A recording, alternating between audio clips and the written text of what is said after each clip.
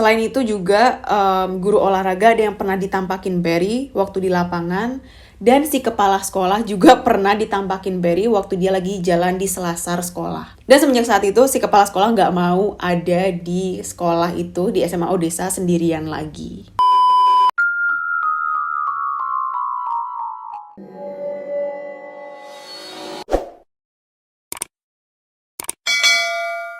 Bada bing, bada bu. Hai Bestiana Bestiani, apa kabar semuanya? Semoga kalian sehat-sehat aja. Hai buat kalian yang dari YouTube, apa kabar? Dan hal ini juga buat kalian dari Spotify, dengerin aku di podcast aku.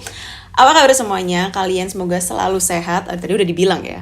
Oke, tanpa basa-basi hari ini aku akan ngebahas tentang cerita yang mana. Oke, aku mau tanya dulu nih sama kalian. Misalnya kalian tuh deket sama cowok atau sama cewek, terus kalian pacaran, dan ternyata selama ini hubungan kalian tuh dirahasiain sama pasangan kalian, karena ternyata pasangan kalian itu malu sama kalian. Mungkin karena satu dan dua hal, mungkin karena, I don't know, people do weird things gitu loh.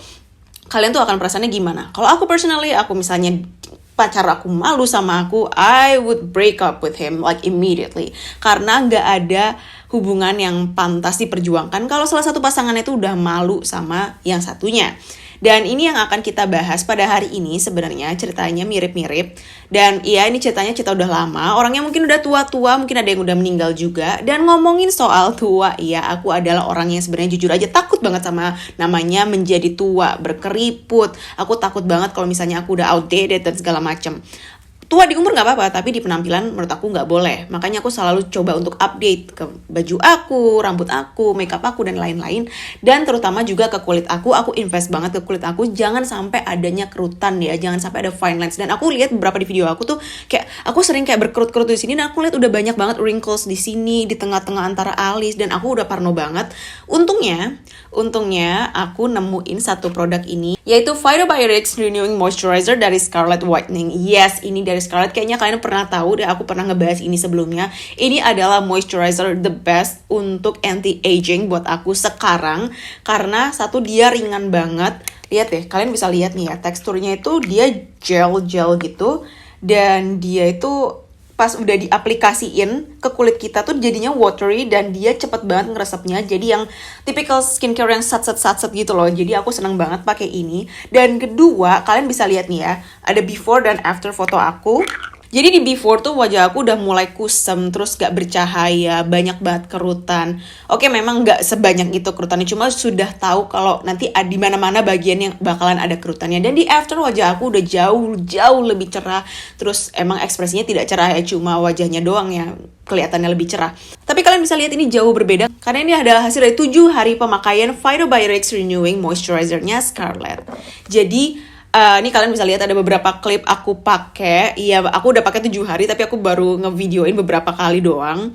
Ini aku rutin banget pakai setiap malam, gak boleh siang ya, karena ini adalah produk anti-aging. Jadi kalian harus pakainya pas malam hari. Dan wow, I am amazed, karena ini ternyata adalah salah satu produk holy grail aku untuk kulit aku, untuk age delay. Misalnya kalian bertanya-tanya kenapa Scarlett bisa sebagus itu, karena di dalamnya ada lactobacillus ferment yang dia meningkatkan elastisitas kulit, meminimalisir garis halus, dan juga menghidrasi kulit. Ada juga hexapeptide 8 yang mengurangi kedalaman kerutan dan juga meningkatkan kelembapan. Yang terakhir, dia juga mengandung cherry blossom extract yang bagus sebagai anti-inflamasi kulit, antioksidan akibat radikal bebas, dan juga menyehatkan dan memperlambat penuaan kulit kita. Jadi bahan-bahan tadi tuh emang top chair oke punya buat kalian yang pengen punya kulit yang halus, yang kalau bisa kerutannya dikit-dikit lah, jangan banyak-banyak gitu ya. Kalian siapa sih yang mau hidup? Oke, kadang-kadang kalian ada yang berasa, oh tapi kan kerutan itu kan menunjukkan betapa bahagianya kita, perjalanan hidup kita, dan lain-lain. Tapi kalau memang misalnya kerutan itu bisa diperlambat, kenapa enggak gitu kan? Siapa sih yang gak mau stay young forever? Aku sih mau. Jadi tunggu apa lagi Bestiana-Bestiani buat kalian yang mungkin di awal-awal umur 20-an atau mungkin sudah pertengahan 20-an menuju 30-an. Kalian gak perlu tunggu sampai umur 30 untuk menjaga kulit kalian ya. Nih, aku kasih tahu ke kalian. Kulit kalian itu tidak berkerut, tidak menua dengan gradually gitu loh. Pelan-pelan itu enggak. Tapi setelah kalian berusia 30 tahun langsung kulit kalian tuh langsung kalau misalnya berkerut lah gitu loh. Kulit kalian langsung mengalami perubahan yang sangat drastis. Jadi nggak ada salahnya buat kalian untuk ngejaga kulit kalian sejak dini dari awal umur 20 tahun. Semakin cepat semakin baik gitu. Yang penting kalian umurnya udah cukup ya 20 tahun ke atas untuk pakai produk Age Delay dari Scarlett ini. Dan buat kalian yang kepo sama Phytobiotics Renewing Moisturizer ini ataupun produk anti-aging Scarlett lainnya, kalian bisa banget langsung ke Instagramnya Scarlett di @scarlett_whitening, atau kalian bisa juga cari di Shopee di Scarlett Official Shop, linknya ada di description box. Oke, tadi sekilas informasinya tentang penuaan dan tua-tua.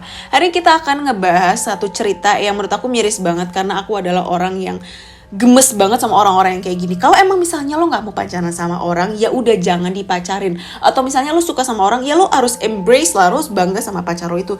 Jangan karena lo suka sama orang itu tapi lo malu dijudge sama orang, lo akhirnya menyembunyikan hubungan kalian. That's not fair. Nggak fair buat si cewek atau cowok yang lo lagi pacarin, dan nggak fair juga sama orang-orang, sama teman-teman lo atau publik yang lo bohongin itu. Dan buat kalian yang nge-follow gue di TikTok, pasti kalian tahu kalau aku pernah ngebahas cerita ini secara briefly di TikTok. Yes, ini adalah ceritanya Barry Williams dan Meg Herring, di mana si Barry Williams ini tuh dulu pacaran sama Meg tapi tidak diakui ya. Jadi sedikit background tentang Barry, nama aslinya adalah Elizabeth John Williams. Ibunya bernama Mary, bapaknya bernama John. Dia anak pertama dari 4 bersaudara. Dia lahir di Odessa, Texas pada bulan Agustus tahun 1943.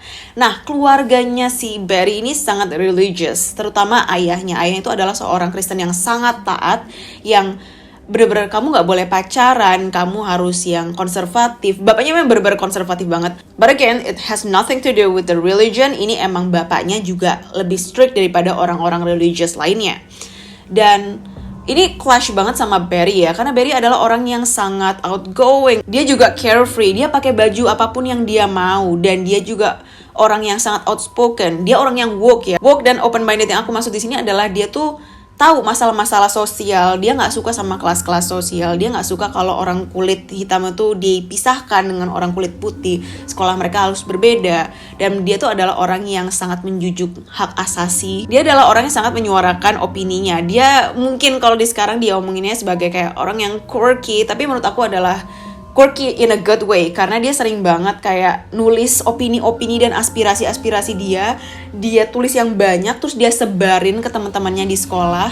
Jadi semua orang tuh tahu apa yang ada di pikiran Barry, apa yang Barry pengen ubah dari masyarakat, apa yang dia pengen ubah dari sosial. Kalau dia merasa kalau kelas sosial itu BS dan segala macam, dia tuh orangnya seperti itu.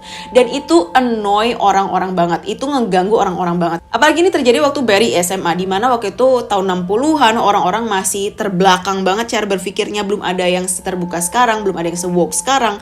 Dan mereka tuh kayak ngerasa Barry ini aneh, kenapa dia tuh pengen keluar dari pemikiran orang pada umumnya pada zaman itu. Mungkin kalau ini terjadi sekarang, kita juga merasanya kayak oke, ini aneh, gue gak mau temenan sama lo pengaruh buruk buat gue, emang ya kiamat sudah dekat, bla bla bla. Tapi kalau dipikir-pikir, mungkin 20-30 tahun ke depan apa yang terjadi, masalah sosial yang kita alami sekarang tuh jadi biasa aja buat mereka, jadi sesuatu yang benar buat mereka gitu kan. Nah itulah yang terjadi sama Barry waktu itu, makanya banyak banget orang yang benci banget sama dia, kesel, merasa terganggu dengan kehadiran Barry. Dan dia tuh juga annoyingly so, I don't know, like outgoing. It was a good thing, good for her. Tapi teman-temannya emang nih nyebelin aja, semuanya a-hole. I mean good for Barry because dia adalah orang yang sangat percaya. Dia harus true to herself. Dia harus percaya apa yang dia percayai gitu kan. Dia harus jujur dengan apa yang dia percayai. Dan ini juga yang bikin dia sering berantem sama bapaknya. Dan bapaknya tuh bener-bener yang sampai ngedoain dia kayak, aduh semoga anakku berubah menjadi orang yang lebih baik segala macam. Yang ngedoainnya bener-bener ngedoain anaknya sampai Betty tuh kalau kadang-kadang kalau malam-malam gitu cari cemilan ke lantai bawah gitu, dia bisa denger bapaknya tuh mungkin berdoa dari kamarnya atau berdoa dari ruang tamu kayak semoga Betty berubah, semoga Betty menjadi lebih religius. Yang sampai segitunya karena mungkin satu sisi bapaknya kesel kenapa anak gue kok berbeda dari apa yang gue pikirkan kan. Kedua, ya bapaknya kan juga namanya terbelakang ya waktu itu, dan bapaknya merasa kalau yang benar tuh apa yang diajarkan agamanya, bukan yang dipercayai sama Betty. Sampai suatu hari semuanya berubah. Waktu itu musim panas tahun 60. Barry pacaran sama seorang cowok yang bernama John Meg Herring atau biasa dipanggil Meg. Ya aku tahu emang cara manggilnya agak aneh ya. Oke, kita panggil dia Mac. Nah, Mac ini adalah seorang yang populer. Dia tuh anggota football. Dia juga suka berburu sama ayahnya saat weekend. Temennya banyak banget. Dan karena satu dan dua hal mereka jatuh cinta dan mereka akhirnya pacaran. Tapi Mac ini tahu kalau Barry ini outcast. Banyak orang yang gak suka Barry. Jadi dia menyembunyikan, dia merahasiakan hubungannya dengan Barry. Dan dia jadi kalau misalnya mau ketemu sama Barry itu harus ngumpet-ngumpet. Misalnya mereka mau jalan terus malam-malam, tempat yang gelap, tempat yang gak banyak teman-teman dari sekolahnya, tempat yang sepi. Kalaupun mereka mau makan di luar pun juga di tempat yang jauh dari keramaian. Bener-bener kayak simpenan jatuhnya, padahal pacar utama. Barry ini awalnya suka sama Mac karena dia merasa Mac ini tuh berbeda dari cowok yang lainnya. Ya gue gak tahu ya, mungkin cara Mac merepresentasikan dirinya ke Barry itu agak pick me kah, mungkin gimana, aku nggak tahu juga. Tapi Barry ini merasa, untuk orang yang seterbuka Barry, orang yang se-open minded Barry, dia nggak merasa kalau Mac itu adalah orang yang shallow. Dia merasa Mac ini berbeda dari cowok-cowok lainnya. Dan awalnya Barry fine-fine aja nih pacaran ngumpet-ngumpet gini, tapi lama-lama dia kayak, ih kesel juga ya, kok gue dijadiin dirty little secret sih, kok gue dijadiin kayak simpenan gini. Dan dia tuh nggak cuma diumpetin gitu doang ya, dia bahkan nggak dikenalin sama orang tuanya Mac. That's a red flag. Dia juga nggak diapelin ke rumahnya. Yap, no kidding, karena kan orang tuanya Barry strict ya, terutama ayahnya Barry ini strict banget. Dan parahnya lagi adalah Mac ini kan karena dia populer, dia sering banget diundang ke pesta-pesta dan dia juga nggak ngajak Barry. Makin kayak lama-lama ngeselin juga nih Mac. Akhirnya waktu tahun ajaran baru dimulai, Barry akhirnya mulai cari pelarian. Dia deketin sahabatnya Mac yang bernama Bill Rose. Di sini adalah kesalahannya Barry ya. Dia tuh nggak mutusin Mac dulu untuk deketin orang lain, tapi dia langsung deketin orang lain. Sebenarnya bukan kesalahan juga ya, karena dia mungkin namanya anak SMA, pemikirannya belum terlalu dewasa. Dia mikir mungkin dengan cara ini dia akan bikin Mac jealous. Akhirnya Mac mau mengakui dia ke publik. Tapi Bill Rose ini karena dia adalah sahabatnya Mac, ini juga kesalahannya Barry. Karena kenapa lu pilih sahabat cowok lu gitu kan? Bill Rose ini akhirnya cerita ke Mac apa yang terjadi dan Mac akhirnya putusin Barry. Dan Barry di sini mulailah sangat-sangat depresi, sangat-sangat stres dan sangat putus asa karena dia emang cinta banget sama Mac. Akhirnya Betty mulai kayak mengalihkan fokusnya ke hal yang lain. Oke, kemana? Ke teater. Barry ini adalah dia tuh aspiring actress. Dia pengen banget main musikal di Broadway dan dia emang bagus banget actingnya. Dia juga selalu dapat pemeran penting setiap ada acara teater di sekolahnya. Tapi masalahnya berita tentang Barry ini selingkuh atau ngedeketin orang lain waktu dia masih pacaran Mac ini nyebar ke satu sekolah. Satu sekolah jadi makin kesel sama Betty, makin sebel. Ini juga nyampe ceritanya ke guru-guru, sampai nyampe juga ke guru teaternya Barry. Dan gak tahu apakah guru ini tuh punya masalah sendiri sama Barry atau mungkin dia emang, gue tau gak sih ada guru-guru yang suka gosip sama murid kan, dan mungkin dia ada di timnya Mac. Jadi akhirnya pas mereka mau mempersiapkan untuk pentas seni, untuk seni teater, Betty gak kebagian pemeran utama, tapi pemeran utama malah dikasih ke Mac. Mac aja gak bisa acting gitu loh. Betty kesel banget dong, kayak oh my god, satu sekolah berarti semuanya ada di pihaknya Mac. Gak ada yang bakal ada di pihak gue. Kalian bayangin deh jadi Barry, udah dibenci sama satu sekolah, dia diputusin, dan sekarang dia gak dapet peran yang dia inginkan dalam acara pentas seni Winterfest. Dia jadi uring-uringan banget kan, jadi sering ngambek, marah-marah sendiri gak jelas. Dan akhirnya ayahnya Barry ini melakukan suatu hal yang di sini gue bener-bener gak setuju banget ya. Dia mencari tahu Barry ini kenapa sih? Kenapa dia uring-uringan sendiri? Dia masuk ke kamar Barry dan dia baca tuh diary-nya Barry. That's invasion of privacy. That's first. And second, kayak emang dia gak bisa ya tanya ke Barry baik-baik tanpa dengan ngejudge Barry dengan apapun yang dilakukan Barry. Nah dari situlah akhirnya ayahnya Barry tuh tahu kalau Barry itu baru aja putus dari Mac dan dia juga pernah punya pacar sebelumnya, sebelum dia sama Mac ini. Dia punya pacar pun deket sama cowok tuh, semuanya dia ceritain di diary tersebut. Akhirnya hubungan ayahnya Barry dan Barry pun makin renggang Dan di situ Barry udah depresi banget, desperate banget, hidupnya makin gak karu-karuan. Dan akhirnya dia mulai mempunyai hasrat untuk mengakhiri hidupnya. Dia akhirnya mulai cerita ke teman-teman sekolahnya, dia depresi lah, dia pengen mengakhiri hidupnya. Bahkan dia bilang ke teman-teman sekolahnya kalau dia berusaha untuk kayak lompat segala macam. Dia pernah berusaha untuk melompat dari auditorium sekolah dan dia gak berhasil karena dia takut. Dan dia akhirnya mulai minta ke teman-temannya, tolong bunuh gue dong, tolong bunuh gue dong. Dan teman-temannya ngerasa kayak udah mereka sebel sama Betty. Mereka juga ngerasa ini orang drama banget sih, apaan sih gitu kan. Makin ngejauh dari Perry, bukannya ngerangkul, bukannya bantuin, ada masalah apa segala macam. Because suicide is a very crucial thing. It's a very sensitive thing. Menurut aku sebenci-bencinya kalian sama orang, kalau misalnya orang itu udah borderline suicidal, udah mau mengakhiri hidupnya, ada lebih baiknya kalau kita tuh mulai kayak bertanya, ada apa, ada masalah apa gitu kan. Gak ada salahnya kok kita untuk ngulurin tangan untuk tahu apa yang terjadi sama orang tersebut. Sampai akhirnya bulan Maret tahun 1961, udah gitu Betty lagi intens-intensnya ya latihan untuk teater. Ya walaupun dia cuma jadi stage manager, cuma jadi pengurus panggung, tapi kan dia juga butuh latihan, butuh ngelakuin apapun yang perlu dipersiapkan dan lain-lain. Nah, Barry ini kalau misalnya pulang habis latihan teater tuh dia selalu dianterin sama Meg bareng sama teman-teman yang lain. Pada tanggal 20 Maret 1961, Barry ini bilang ke Meg, waktu itu habis dianterin pulang, dia ngomong sama Meg kalau dia minta dibunuh sama Meg karena dia udah nggak sanggup hidup lagi. Nggak cuma ngomongan itu aja, tapi Barry juga kasih kayak semacam surat yang berisikan kalau dia benar-benar minta dibunuh karena dia nggak sanggup lagi hidup. Dan besoknya tanggal 21 Maret tahun 1961 dia ngomong lagi ke Meg. Mereka kayak rehearse gimana caranya Mike untuk membunuh Perry. Dan setelah dia ngobrol-ngobrol sama Mike tentang niatnya untuk membunuh diri melalui Mike, dia pun juga ngomong ke salah satu temennya yang ikutan teater juga kalau hi, goodbye, nice to know you, kayak seneng udah kenalan sama kamu gitu kan. Terus temennya bingung dong kayak lo ngapain sih gitu kan. Dan akhirnya Barry menjelaskan kalau dia udah meminta Mike untuk membunuhnya dan Mike udah setuju. Dan temennya kayak oke, mungkin Barry bercanda aja. Dan dia bilang oke, I'll send flowers. Oke, aku akan kirimin bunga buat lo. Sampai akhirnya pada tanggal 22 Maret 1961, itu waktu masih pagi-pagi, ibunya Barry lagi nyiapin sarapan. Dia bingung, kok Barry nggak turun-turun ya dari kamarnya. Dia cari, dia panggil-panggil, nggak jawab. Dia akhirnya naiklah ke kamarnya Barry dan menemukan Barry udah nggak ada. Awalnya si ibunya tuh mikir, mungkin Barry udah pergi ke sekolah. Dia teleponlah sekolahnya dan kepala sekolah bilang, enggak, Barry hari ini nggak datang ke sekolah. Belum datang. Dan sampai siang itu juga Barry belum nyampe sekolah. Akhirnya orang tuanya Barry menelpon polisi dan pencarian Barry pun dimulai.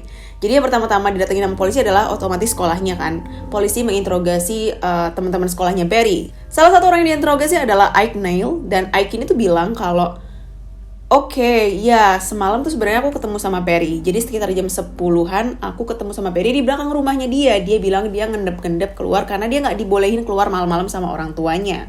Nah, saat aku lagi ngobrol sama Barry itu tiba-tiba ada sebuah mobil jeep yang datang dan Barry bilang kayak bye gitu kan ke Ike dan dia naik ke mobil jeep tersebut. Yang mana mobil jeep itu adalah milik dari Meg Herring. Di situ posisinya Ike tuh tahu kalau Barry udah minta tolong sama Meg untuk membunuhnya dan dia nggak nyangka kalau Barry tuh serius sama ucapannya. Akhirnya Meg pun diinterogasi sama polisi, tapi di situ Meg benar-benar menyangkal. Dia bilang enggak kok, aku nggak ngapa-ngapain Barry karena aku mulangin Barry ke rumahnya.